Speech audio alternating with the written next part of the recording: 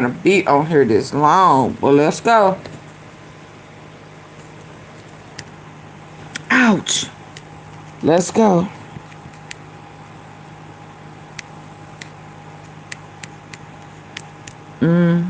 I need to hear it. It was something else I was supposed to show y'all, and I don't remember what it is now. Just so much tea. It's just way too much tea, y'all. Can y'all please hit the like button for me? I would greatly appreciate it.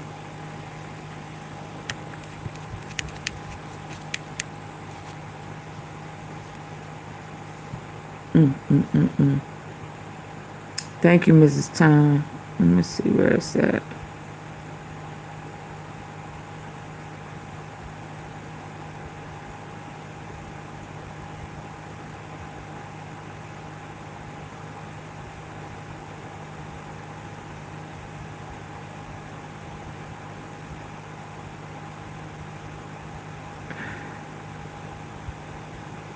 Hold on, I'm trying. It's way down here now.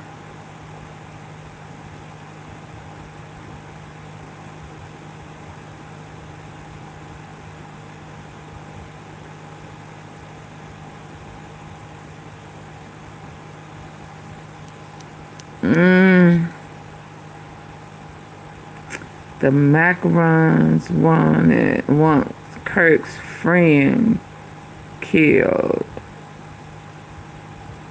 Okay, let's hear this since I have it here.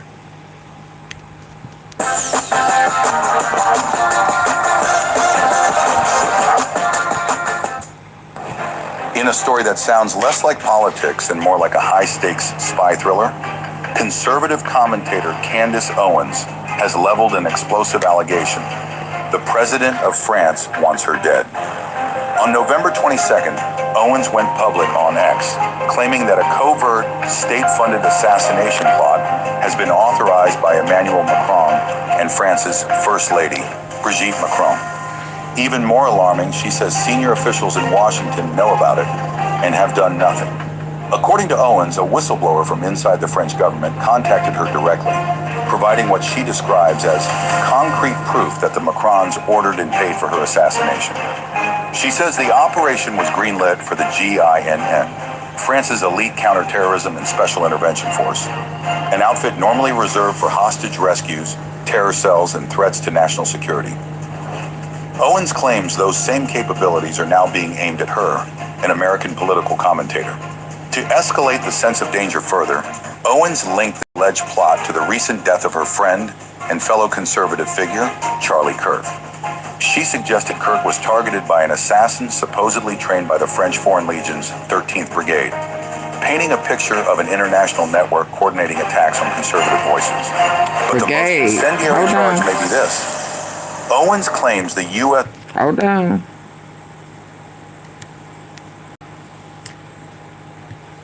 Brigade, painting a picture of an international network coordinating attacks on... Very much so, international. She suggested Kirk was targeted by an assassin supposedly trained by the French Foreign Legion's 13th Brigade, painting a picture of an international network coordinating attacks on conservative voices. But the most incendiary charge may be this. Owens claims the U.S. government knows about the threat. She says her source told her American leaders are aware of the plot, though she has not named a single official, agency, or department. Whether she's implying bureaucratic negligence or something darker remains unclear. All of this comes against the backdrop of a deeply personal and increasingly hostile conflict between Owens and the French First Family. The Macrons have already sued her in a U.S. court for defamation, accusing her of amplifying the fringe conspiracy theory that Brigitte Macron was born male. Owens has refused to retract. Baby, if that walk don't tell you that's not a female, baby, and she's short and she can't walk in them heels, baby, did y'all see that? Did y'all see that walk? Let's go. That Brigitte Macron was born male. Owens has refused to retract, calling the lawsuit a foreign attack. And he got to hold the hand. But the leap from a defamation suit to an elite French hit squad has stunned even longtime observers. As of now, no law enforcement agency, French or American, has conspiracy theory that Brigitte Macron was born male. Owens has refused to retract, calling the lawsuit a foreign attack on her free speech. But the leap from a defamation suit to an elite French hit squad has stunned even longtime observers. As of now, no law enforcement agency, French or American, has confirmed any part of Owens' claims. The French government has issued no evidence supporting her allegations, and officials have not commented on the specifics of her accusations. Still, Owens insists the threat is real, warning her followers that she has been marked for death by a foreign head of state. Whether this is a credible threat or another incendiary chapter in Owens' ongoing feud with the Macrons remains to be seen. But one thing is certain, this controversy is far from over.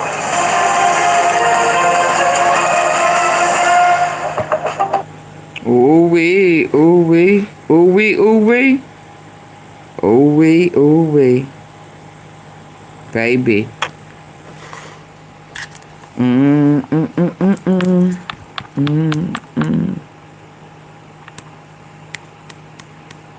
So I'm gonna end on this one. Let's just hear what y'all thinking.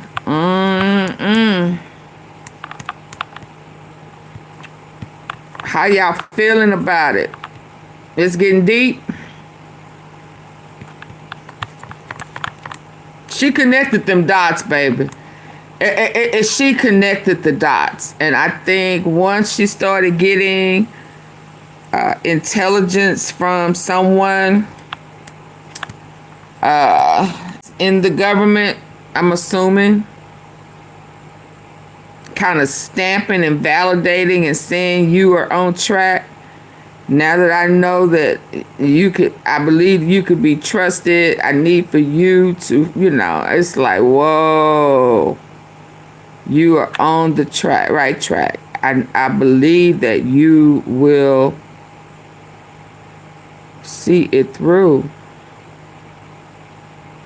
Now, I just saw it. I think that kind of just took it over. And then she said the military, she yeah. Lord, we pray for protection. Save on new appliances at Best Buy.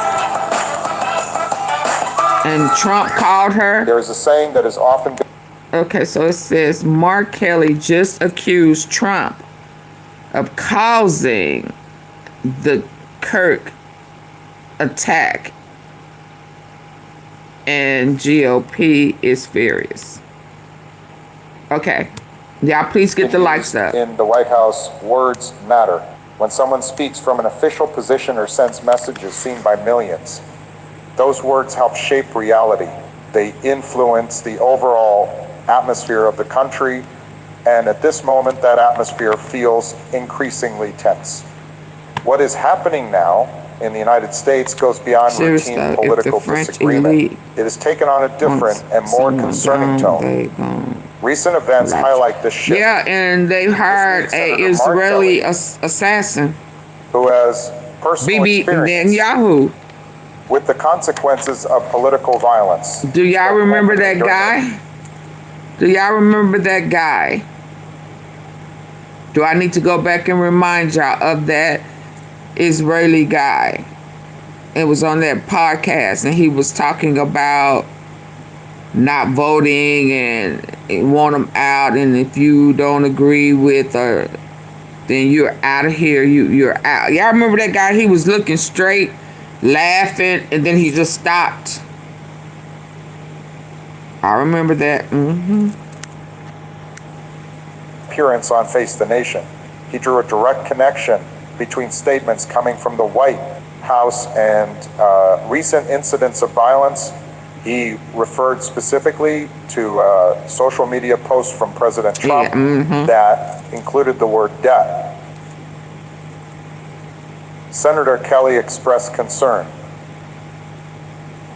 that such language coming from a president can influence vulnerable individuals and contribute to real-world harm.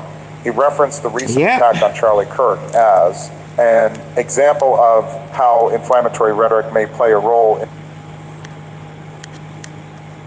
that such language coming from a president can influence vulnerable individuals and contribute to real-world harm. He referenced the recent And he's doing that on purpose. Hey, Pebbles. An example of how inflammatory rhetoric may play a role in escalating tensions. There appears to be a pattern of retaliation and rising anger. Instead of easing these tensions, national leadership rhetoric may be contributing to heightened emotions and division. Many Americans do not want a society where political disagreements lead to confrontation or violence. They expect leaders to prioritize public safety and unity. Understanding how these dynamics developed is important as the situation continues to unfold. When Mark Kelly speaks about violence, we have to listen. We have to listen because he has lived through the nightmare that most of us only see on the news. He has stood by a hospital bed. He has held the hand of his wife, Gabby, after she was shot simply for meeting with her neighbors. So when Senator Kelly goes on television and tells us that the president's words are dangerous, he is not playing a game. He is speaking from a place of deep, painful experience. He knows exactly what happens when hate speech turns into real action. He looked at that post from President Trump, a post using the word death. And he saw a match being thrown into a pile of dry leaves. And what happened to Charlie Kirk? That is the fire. Now, I may not agree with everything Charlie Kirk says. Right. In fact, we disagree on a lot. But in America, you should be able to speak your mind without fear. You should be able to go home to your family safely at the end of the day. That is the basic deal of this country. That is the promise we make to each other as citizens. But right now, that deal feels broken, and it starts at the top. You see, when you are president, your voice is the loudest in the room. If you whisper, the whole world hears a shout. So if you shout, if you type out words about death and revenge and enemies, you are telling people that it is okay to be cruel.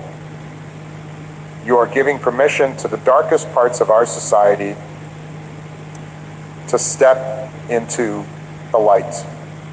You are telling unstable people that their anger is righteous and that their violence is justified. It makes people feel like they are at war with their own neighbors. I know you feel it too. You go to the grocery store or you scroll through your phone and you feel that tension in your chest. You wonder if it is safe to put a bumper sticker on your car. You wonder if you can talk about the news at Thanksgiving dinner without a fight breaking out. That is not freedom. That is fear.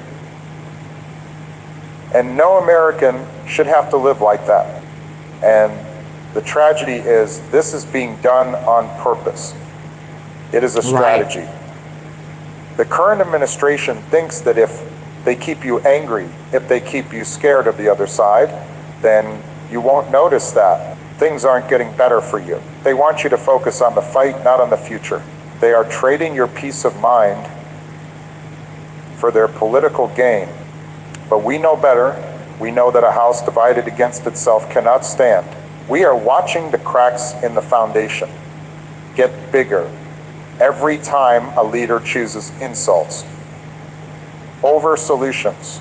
And looking at what happened to Charlie Kirk, looking at the warning from Mark Kelly, we have to ask ourselves a very hard question. How much more of this can we take before something breaks that we cannot fix? We are walking on thin ice. folks, and the man who is supposed to be guiding us to safety is the one stomping his feet. But to understand why this is happening now, we have to look at the pattern. We have to look at how this didn't just start yesterday. Let's take a step back for a moment. I want you to remember a time not so long ago when politics was boring. Maybe you didn't like the tax plan, or you argued about health care at the dinner table, but you didn't worry that a tweet from the White House would start a riot. You didn't worry that the news would make your stomach turn every single morning. We have forgotten what normal looks like. And that is a very dangerous place to be. When I sat in the Oval Office, I knew that every word I said was being weighed by the world. If I spoke carelessly, markets could crash. If I spoke in anger, allies could turn away. But most importantly, if I spoke with hate, I knew it would give permission for hate to grow in the hearts of others. The job of the president is to be the calm in the storm. It is to be the steady hand on the wheel when the waters get rough. But look at what we have now. Instead of a steady hand, we have a closed fist. Instead of calm, we have constant chaos. This recent situation with Mark Kelly and the attack on Charlie Kirk isn't an accident. It is the result of a style of leadership that feeds on conflict. The current administration. What did he say? Y'all hear that? It wasn't an accident. It was intentional, on purpose.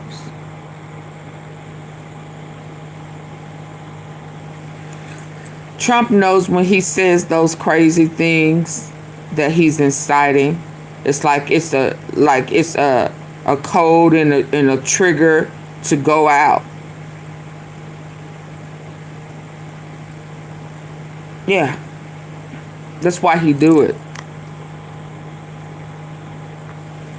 But most importantly, if I spoke with hate, I knew it would give permission for hate to grow in the hearts of others. The job of the president is to be the calm in the storm. It is to be the steady hand on the wheel when the waters get rough. But look at what we have now. Instead of a steady hand, we have a closed fist. Instead of calm, we have constant chaos. Absolutely, This miss. recent situation with Mark Kelly and the attack on Charlie Kirk isn't an accident. It is the result of a style of leadership that feeds on conflict. As well, to speak well in public and know that even whether you agree with it or not, his intent was not to harm and equality. I mean, and you know, if you can't give him anything, you got to give him that he was trying to make it equal. Not just all about blacks, not just all about whites, not just all about the poor, not just all about the rich. It's just trying to find a balance, and balance is key. So I loved his balance, his tone, his care, you know. He was just a good guy. He's a good guy with a good heart. And he wasn't an egomaniac. He was down to earth.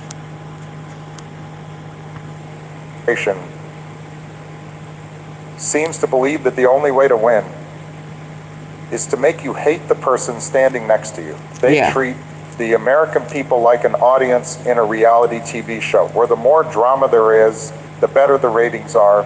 Yes, but indeed. This isn't a TV show. And they may hate to say it, but they know he was good. When he paints his opponents as he was good for the U.S. He is taking the safety off the gun. He is telling every angry, confused person out there that it is time. And Trump know he would never measure up. That's why he hated. People are getting hurt. Real people, Americans. It breaks my heart because I know this country better than that. I have traveled to every corner of this land. I have met folks in diners in Iowa and factories in Michigan.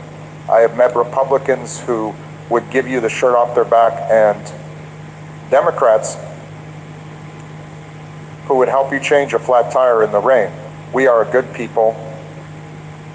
We are a kind people. But we are being led by a voice that wants us to forget our kindness.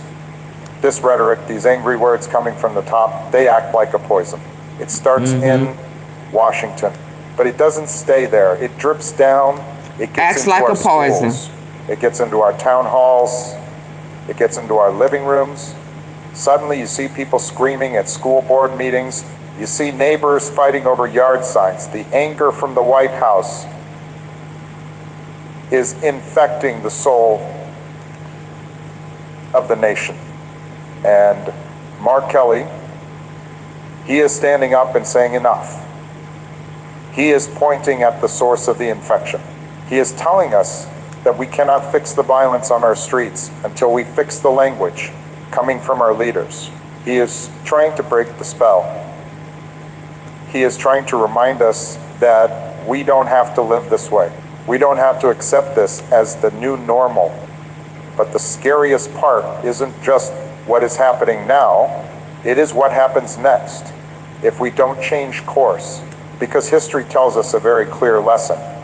Once you start using violence as a political tool, it is very, very hard to stop. Now, I hear the noise coming from the other side. I see the reaction. When Senator Kelly spoke up, when he pointed out the danger of the president's words, a lot of folks in the president's party got very angry. They're furious. They say it is unfair. They say you cannot blame the president for the actions of a bad person who attacked Charlie Kirk. They say it is just politics. But let me ask you this. Is it just politics when our streets aren't safe? Is it just politics when we are afraid to speak our minds? We have to be honest about cause and effect. If a coach tells his team that the other side is cheating, that the other side is evil, that the other side wants to destroy them, and then a fight breaks out on the field, is the coach innocent, or did the coach set the stage for that fight? The president is the coach of this country.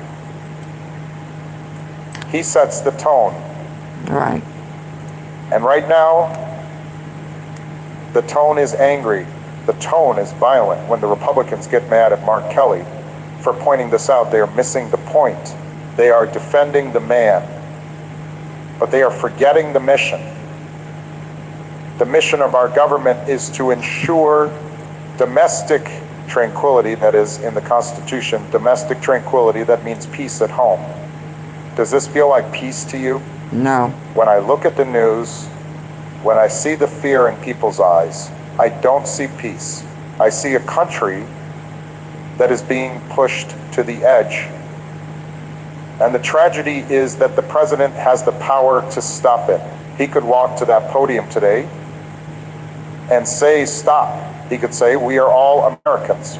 We disagree, but we are not enemies. He could lower the temperature with a single speech, but he doesn't. He doubles down, he posts again, he attacks again, and the cycle keeps spinning. This is what Mark Kelly meant when he talked about a cycle of retaliation. One side shouts, the other side hits back, and the first side hits harder. It becomes an eye for an eye. Yep. Until the whole world is blind. We are watching a game of chicken democracy, and the people driving the car, the current administration, don't seem to care if we crash, as long as they want us to crash. Are the ones holding the wheel. This isn't about left versus right anymore. It isn't about Democrat versus Republican. It is about chaos versus order. It is about noise versus reason. And deep down, I think even the people defending the president know this isn't right. They know that this isn't how America is supposed to work. They remember a time when we could disagree without hating each other. We are slipping into a dark place where civil unrest becomes a real fear, not just a movie plot. People are worried that what happened to Charlie Kirk is just the beginning. They are worried that the next attack will be worse And they are right to be worried because the language coming from the White House is not changing. But here's the thing that gives Did me y'all hope. hear that? Even in this dark moment, we Did y'all have a hear choice. that? We don't have to accept this. Did y'all hear that?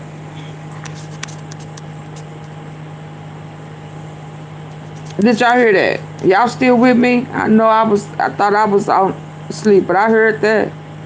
He said the next one, This is what Mark Kelly meant and it's gonna when be he worse. talked about a cycle of retaliation. One side shouts, the other side hits back, and the first side hits harder. It becomes an eye for an eye Eddie. until the whole world is blind. We are watching a game of chicken democracy, and the people driving the car, the current administration, don't seem to care if we crash as long as they are the ones holding the wheel. This isn't about left versus right anymore. It isn't about Democrat versus Republican. It is about chaos versus order. It is about noise versus reason. And deep down, I think even the people defending the president know this isn't right. They know that this isn't how America is supposed to work. They remember a time when we could disagree without hating each other. We are slipping into a dark place where civil unrest becomes a real fear, not just a movie plot. People are worried that what happened to Charlie Kirk is just the beginning. They are worried that the next attack will be worse, and they are right to be worried because the language coming from the White House is not changing. But here's the thing that gives me hope. Even in this dark moment, we have a choice. We don't have to accept this. We can demand better. But to do that, we have to understand exactly what we are losing. We have to look at the cost of this anger because the cost is high.